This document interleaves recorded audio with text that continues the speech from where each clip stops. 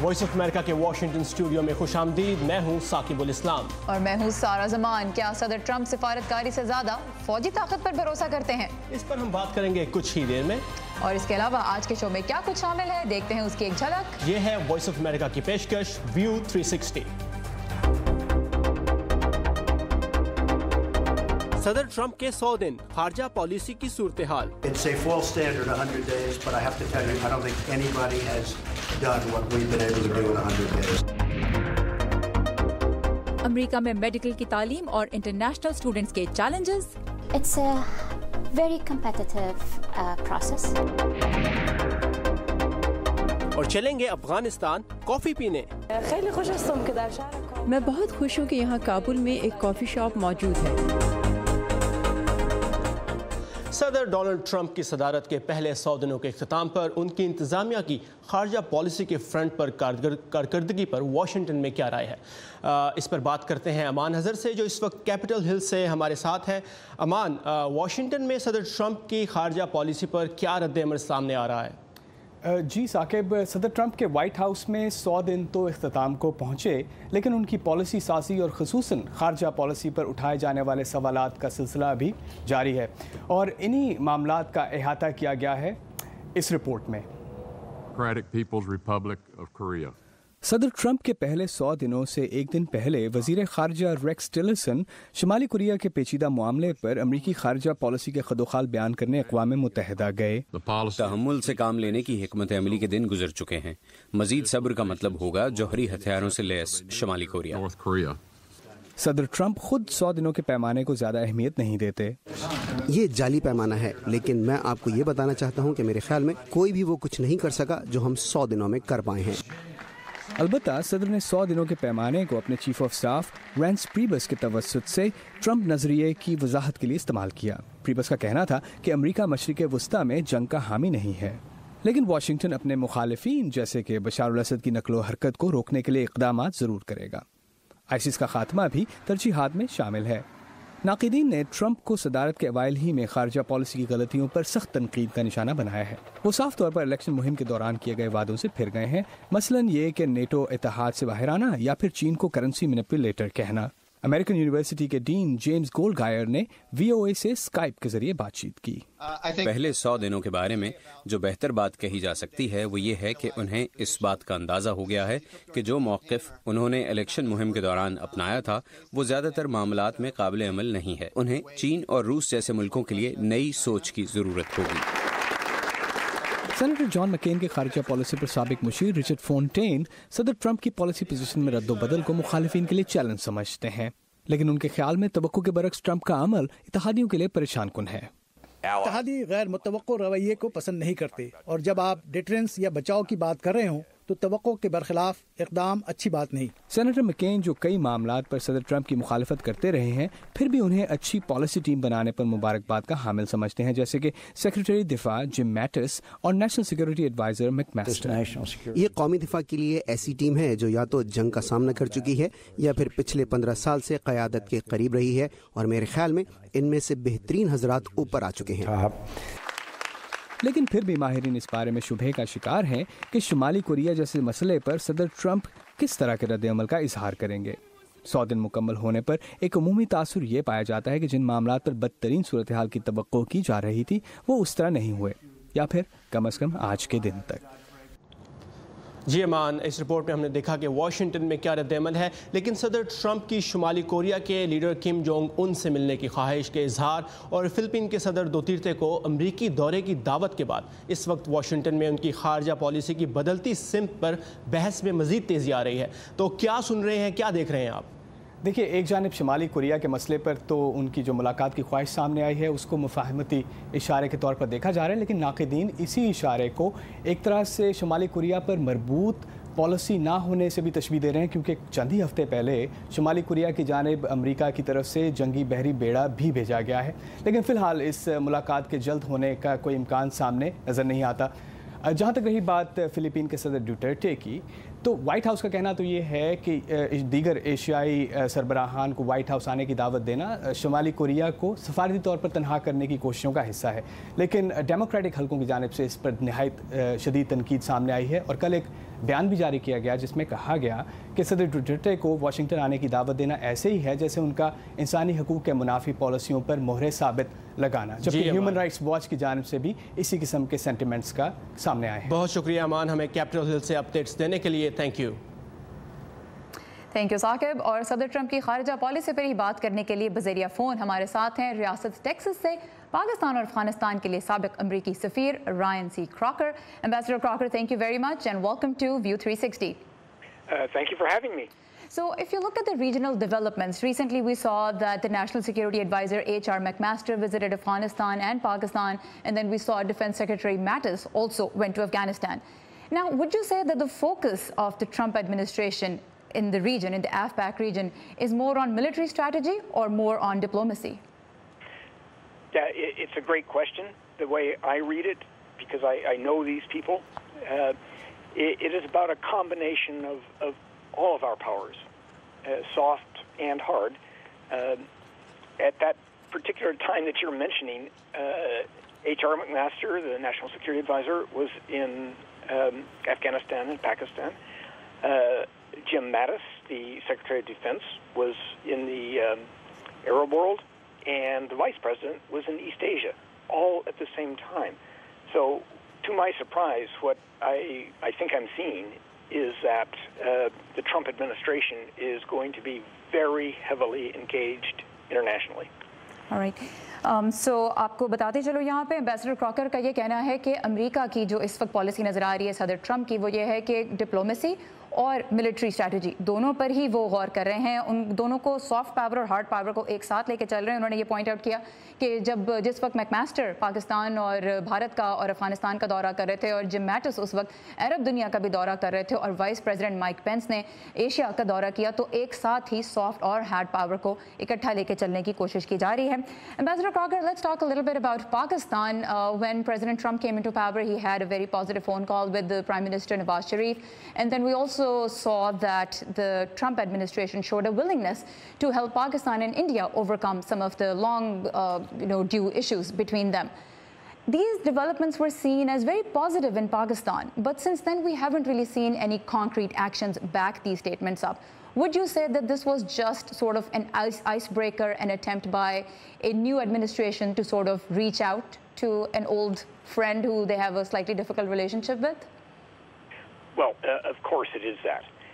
The president has reached out around the world, showing that no matter what he said as a candidate, that he believes the United States needs to be internationally engaged. And indeed, for 100 days, we've seen that engagement. With respect to Pakistan, there was the phone call to the Prime Minister, and then, of course, H.R. McMaster in the region, as not as General McMaster, but as National Security Advisor McMaster. So I think you're seeing an administration coming to Washington looking at what ran a campaign for them, but now looking at what governance means. So I'm encouraged by this, including specifically a country I love very much, Pakistan. All right. So ambassador Crocker का ये कहना है कि सदर Trump जिस वक्त उम्मीदवार थे उस वक्त उन्होंने जो वादे किए, अब वो उनसे बढ़ के देखना चाह रहे हैं कि जब उनको पॉलिसी में कन्वर्ट किया जाएगा तो किस किस्म के स्टेप्स लेने चाहिए। और उनका ये भी कहना था कि ये जो फ़ोन कॉल्स थी और जो भारत और पाकिस्तान के दरमियान तस्फिया तलब मसाइल पे अमेरिका ने मदद करने का जो पेशकश की थी, वो ज़्यादातर एक नई एडमिनिस्ट्रेशन की कोशिश थी मुख्तलिफ मुल्कों के साथ एंगेज करने की। Last question ambassador Crocker, I want to ask you this. Pakistan has made some concrete gains in its war on terror. And Pakistan, one complaint that we have seen from that end is that the US doesn't acknowledge their efforts as much as the Pakistani leadership would like to see. What do you think, what do you suggest the Trump administration could do differently from the past administrations to build a slightly different and maybe even a warmer relationship with Pakistan? It's a great question. So here's how I see it. You have a new administration. They are setting their priorities. clearly with the phone call from the president, the visit from the National Security Advisor, it's very clear that at a crowded time, Pakistan is getting attention. Look, this is a moment for both of us. Pakistan is a strategic player. We are obviously a global strategic player. We need to work through our differences to common understandings. And I think the decision actually by President Obama not to proceed with the full withdrawal of U.S. forces in Afghanistan, that was an important step because it lets President Trump say our presence is not based on a calendar, it's based on conditions. So let us all, Afghanistan, Pakistan in particular, figure out where we go so that all of us can be more secure. Thank you very much, Ambassador Crocker. We really appreciate your time. और यहाँ पे मैं आप सब नाज़रीन को बताती चलूँ कि एम्बेसडर क्रॉकर का ये कहना है कि पाकिस्तान एक बड़ा रीजनल प्लेयर है लेकिन अमेरिका एक बड़ा ग्लोबल प्लेयर है और पाकिस्तान, अफगानिस्तान और अमेरिका तीनों को ही मिल बैठ के देखना होगा कि ऐसा क्या किया जाए कि तीनों मुल्कों में अमन की सूरत हाल, सिक्योरिटी की सूरत हाल अच्छी रहे और साथ में ही तीनों मिल के काम भी करते रहें। तो इस सिलसिले में क्या पेशरफ्त होगी वाशिंगटन DC में, ये हम व्यू 360 में आपके लिए लेकर आते रहेंगे। For now back to Saqib. Thank you Sara. और अमेरिका में खारजा पॉलिसी की बदलती सूरत हाल पाकिस्तान के लिए क्या मायने रखती है और इस्लामाबाद को क्या करना चाहिए, इस बारे में बात करते हैं वाशिंगटन में United states institute of peace में साउथ एशिया प्रोग्राम के डायरेक्टर मोहिद यूसुफ से। शुक्रिया मोहिद, यहाँ वाशिंगटन स्टूडियो में हमें ज्वाइन करने का। जब बात करते हैं अमेरिकी खारजा पॉलिसी की, अभी आपने एम्बेसडर क्रॉकर की बातें भी सुनी, तो इसकी सिमत क्या है पाकिस्तान के लिए अमेरिकी खारजा पॉलिसी की, कुछ वाज़ेह हो रहा है? देखिए, अभी ट्रंप इंतज़ामिया जो है वो एक रिव्यू कर रही है अफ़गानिस्तान पॉलिसी का, उसको हतमी शक्ल तो अभी नहीं मिली, लेकिन जहाँ तक इस वक्त नज़र आ रहा है अफ़गानिस्तान के हवाले से तो यही बात है कि शायद कुछ ट्रूप इंक्रीज़ हो, जो अमरीकी अफवाज हैं उनका नंबर कुछ बढ़ाया जाए किसी हद तक, लेकिन एक कमिटमेंट शो की जाए कि एक लॉन्ग टर्म कमिटमेंट अमरीका की रहेगी और उसमें काउंटर टेररिज्म की भी प्रेजेंस है। आप आईसिस का नाम भी सुनेंगे, तालिबान के ख़िलाफ़ भी कार्रवाइयों की बात सुनेंगे, लेकिन पाकिस्तान के हवाले से अभी तक कोई ऐसी क्लैरिटी नहीं है, क्योंकि यहाँ एक बहस है, वाशिंगटन में बड़ी देर से बहस है। एक वो तबका है एनालिस्ट का, एक्सपर्ट्स का, जो कहता है कि मसला सारा पाकिस्तान में है और ये जो सेंचुरीज़ की बात होती है तो अगर वो हल कर लिया जाए तो अफ़गानिस्तान के मामलात बेहतर होंगे। एक वो तबका है जो ये बात करता है कि एक तो शायद वो सेंचुरीज इतनी अहम नहीं है, लेकिन उससे ज़्यादा बढ़ के ये बात करता है कि पाकिस्तान जो है वो लॉन्ग टर्म में अमेरिका के लिए ज़्यादा इम्पॉर्टेंट है बनिस्बत अफ़गानिस्तान के। तो कोई ऐसी हिकमत अमली अपनाना जिससे पाकिस्तान में जो है वो इंस्टेबिलिटी बढ़ेगी या दोबारा दहशतगर्दी का जो मामला है वो ज़्यादा हो जाएगा, उस तरफ नहीं जाना चाहिए, तो वो हार्श पॉलिसी के ख़िलाफ़ है। तो ये बहस जारी है, लेकिन मैं आपको ये ज़रूर कहूँगा कि इस वक्त वो लोग जो ये कहते हैं कि पाकिस्तान के ख़िलाफ़ एक सख्त रवैया अपनाना चाहिए, वो मेरे नज़दीक उनकी आवाज़ ज़्यादा बुलंद है उन लोगों से जो ये कहते हैं कि एक लॉन्ग टर्म पॉलिसी जिसमें आहिस्ता आहिस्ता तब्दीली आए उस पर फोकस करना चाहिए। ये तो अमेरिका की तरफ से बात होगी, लेकिन अगर हम पाकिस्तान की सूरत हाल देखें जिसका झुकाव कुछ रूस की तरफ बढ़ता हुआ दिखाई दे रहा है, तो आपके ख्याल में पाकिस्तान की खारजा पॉलिसी भी इसी लिहाज से शिफ्ट हो रही है? देखिए, ये रूस वाला जो मामला है ना, ये मेरा ख्याल है थोड़ा सा इसको एग्जैजरेट किया जा रहा है। बिल्कुल रूस से बातचीत हो रही है, लेकिन रूस और पाकिस्तान के ताल्लुकात ना होने के बराबर हैं पिछले 70 साल में, तो ये बहुत वक्त लगेगा। चीन की जानिब जो एक रुझान है वो बिल्कुल एक बहरहाल मजबूत है, दुरुस्त है। सीपेक की बात हुई, देखिए बड़ी रैशनल सी बात है। पाकिस्तान पिछले साल डेढ़ में ये फील कर रहा है कि उसको आइसोलेट किया जा रहा है, उसके इर्द गिर्द जो है एक घेरा तंग किया जा रहा है। उसमें मोदी साहब की भी बातचीत, पॉलिसी जो है आइसोलेट पाकिस्तान वगैरह, उसका भी अमल दखल है सोच में पाकिस्तान में। उससे निकलने के लिए कोई भी मुल्क क्या करेगा, वो यही करेगा कि अपनी अलाइनमेंट ऑप्शंस को डाइवर्सिफाई करेगा। उसमें चीन भी है, फिर रूस भी है, फिर और मशरिक़ वस्ता भी। लेकिन जो अहम बात है पाकिस्तान के लिए वो ये है कि आप कोई भी अलाइनमेंट स्ट्रक्चर क्रिएट करें दुनिया में, अमेरिका के बगैर दुनिया की वाहिद सुपर पावर जो आपके साथ वाले मुल्क में, हमसाए मुल्क में एक ट्रूप प्रेजेंस के साथ मौजूद है, ان کے بغیر آپ کا گزارا نہیں ہے. تو جو بات پھر اس کو وہاں لوگ لے جاتے ہیں کہ امریکہ کی ضرورت نہیں ہے, اب صرف چین کافی ہے, وہ میرے نزدیک بہت خطرناک ہے بات. صحیح. اور حال ہی میں سابق پاکستانی صدر مشرف نے یہ کہا ہے کہ صدر ٹرمپ ایک کلین سلیٹ لے کر آئے ہیں پاکستان کے حوالے سے, تو وہ پاکستان کے لیے بہتر ثابت ہوگی. جبکہ پاکستانی سفیر جو واشنگٹن میں موجود ہیں, انہوں نے وائس آف امریکہ کو انٹرویو دیتے ہوئے یہ کہا ہے کہ پاکستان متنازع معاملات کی بجائے ان معاملات پر آگے بڑھ کر بات کرے گا جن پر دونوں فریقوں میں ایک ہی رائے ہے. تو آپ کا خیال ہے کہ یہ اپروچ جو پاکستان کی طرف سے دیکھی جا رہی ہے ٹھیک ہے آنے والے وقت کے لیے؟ دیکھیے, پہلی بات تو یہ کہ یہ بات درست ہے کہ کلین سلیٹ ہے ٹرمپ ایڈمنسٹریشن کی, تو اس میں اپرچونٹی بھی ہے, لیکن اگر وہ اپرچونٹی پہ دونوں ممالک کام نہ کر سکے تو ایک پالیسی ایسی بھی آ سکتی ہے جس سے تعلق اور خراب ہوگا. جہاں تک آپ نے بات کی پاکستان کی اپروچ کی, تو اس میں حقیقت یہ ہے کہ پچھلے 15 سال سے میں یہی اپروچ سن رہا ہوں. کبھی وہ حکمت عملی جو ہے وہ یہ نہیں رہی, باتوں میں یہ رہی ہے. اب آیا اس طرف بات جائے گی کہ نہیں, کیونکہ دیکھیے اگر آپ نے صرف ان چیزوں کی بات کرنی ہے جن پہ آپ کے مفادات جو ہیں وہ ڈائیورج کرتے ہیں یا جہاں پہ ایک مل بیٹھ کے فیصلہ کرنا مشکل ہے, تو پھر تو تعلق خراب ہی ہوگا. تو اگر یہ واقعی ہی سیریس سوچ ہے تو بالکل درست ہے, لیکن پھر وہ ایشوز سامنے لانے کی ضرورت ہے. اگر صرف انہی چیزوں کی پاکستان بھی بات کرے گا جو امریکہ کو تنگ کرتی ہیں پاکستان کی پالیسی میں, تو پھر یہ معاملہ آگے نہیں چلے گا. جی موید, بہت شکریہ ہمیں اس بارے میں اپڈیٹس دینے کے لیے. اور دنیا بھر سے تازہ ترین خبروں اور دلچسپ فیچرز کے لیے آئیے ہماری ویب سائٹ urduvoa.com پر, اور جہاں مشہور کامیڈین چارلی چیپلن کی 128ویں سالگرہ ان کے مداحوں نے کیسے منائی, یہ بھی آپ دیکھ سکتے ہیں.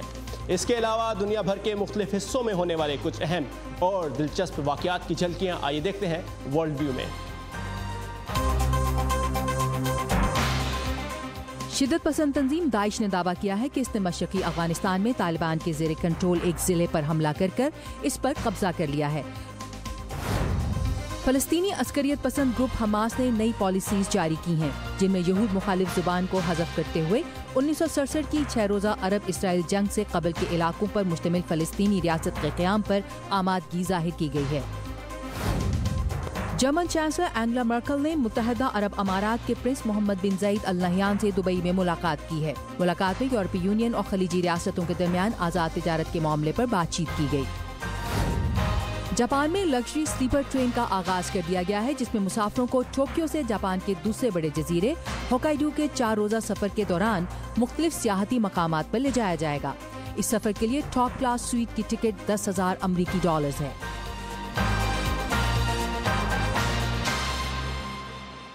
واو, $10,000 امریکی.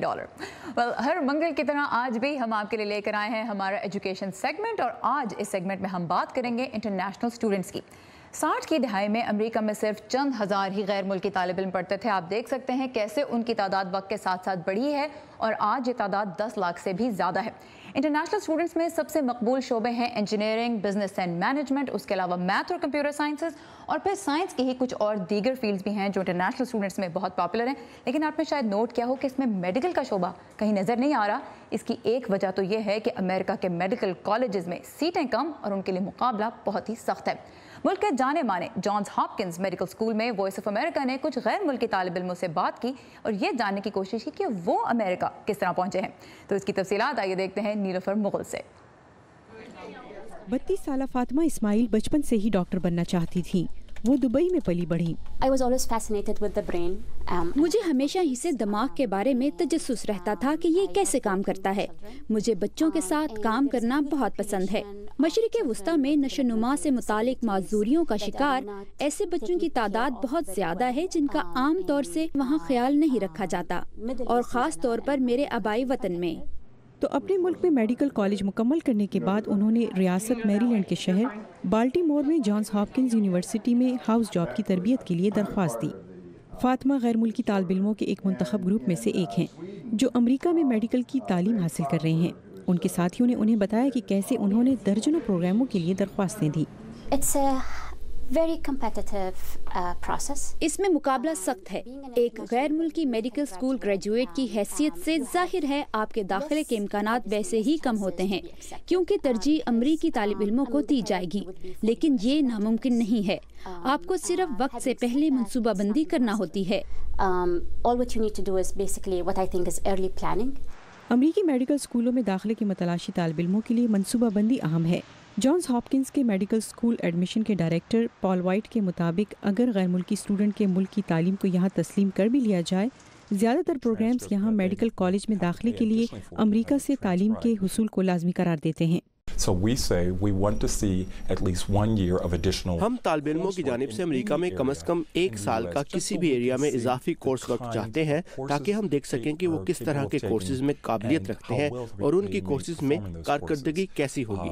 लेकिन इस बात में कोई शक नहीं कि अगर वो अच्छी कारकर्दगी दिखाएं और वो एडमिशन टेस्ट में भी अच्छे नंबर लें, वो एडमिशन हासिल कर लेंगे। बसारत में स्पेशलाइज करने वाले भारत के करुम अरोड़ा मेडिकल के 4थे साल के तालिब इल्म हैं। वो मेडिकल स्कूल में दाखिल होने में कामयाब हो गए क्योंकि उन्होंने भी जॉन्स हॉपकिंस से ही अंडर ग्रेजुएट किया और अपने शोबे ऑप्थेमोलॉजी में 2 साल का क्लिनिकल रिसर्च प्रोग्राम भी किया है।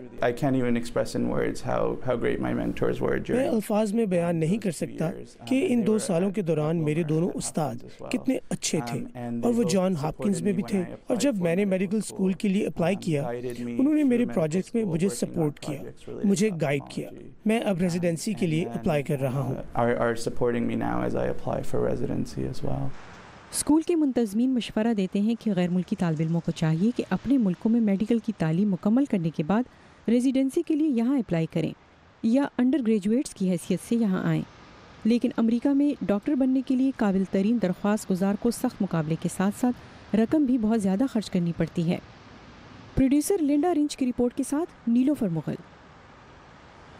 और अगर आप भी अमेरिका में तालीम हासिल करने के बारे में मालूमात चाहते हैं तो हिस्सा लीजिए वॉइस ऑफ अमेरिका के international student town hall event में, जिसका नाम है एजुकेशन डेस्टिनेशन USA, और ये पाकिस्तान के वक्त के मुताबिक कल शाम 7 बजे फेसबुक पर लाइव दिखाया जाएगा। इस प्रोग्राम में हम आपके सवाल भी लेंगे, तो लॉग ऑन कीजिएगा कल शाम 7 बजे facebook.com/VOA उर्दू के पेज पर।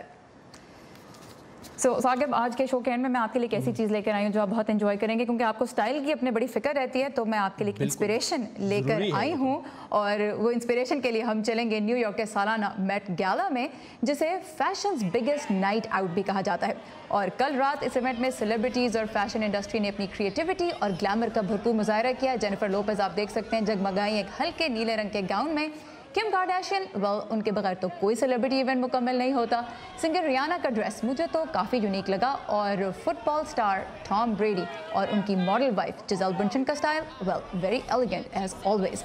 टेनिस स्टार सेरेना विलियम्स अपने मंगेतर के साथ गॉर्जियस ग्रीन गाउन में नजर आई, और मैडोना मैडोना तो मटीरियल गर्ल हैं ही, तो उनके स्टाइल के बारे में तो क्या ही कहना। तो अब ज़्यादातर तो इसमें ख़वातीन थी जो ज़बरदस्त लगी, तो इसलिए but still you know colours की इंस्पिरेशन आप ले सकते हैं। कलर्स की इंस्पिरेशन ये है कि टॉम ब्रेडी के सूट और मेरे सूट का कलर एक ही है, ये तो ये ख्वाहिश है आपकी।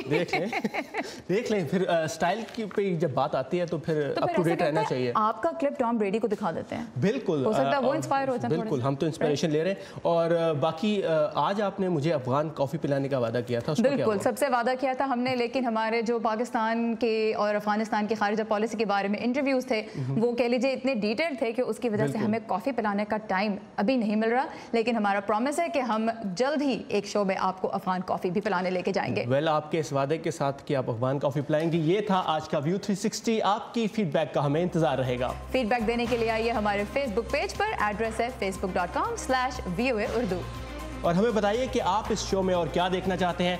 कल इसी वक्त इसी जगह आपसे फिर मुलाकात होगी, तब तक के लिए खुदा हाफिज।